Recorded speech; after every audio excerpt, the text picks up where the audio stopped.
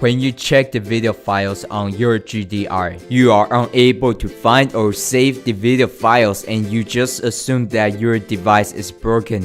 In fact, your GDR works just fine and the video files are being overwritten. GDR Troubleshooting unable to find or save my recording file.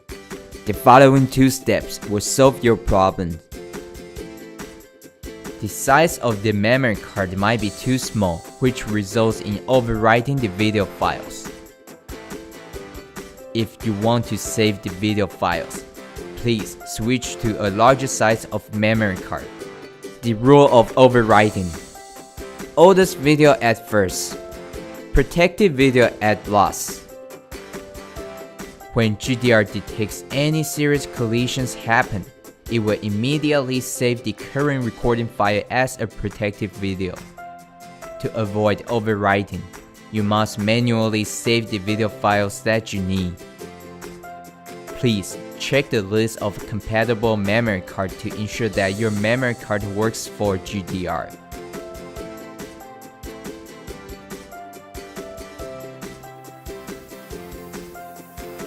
Format your memory card once in 1 to 2 months. Please back up your video files before formatting.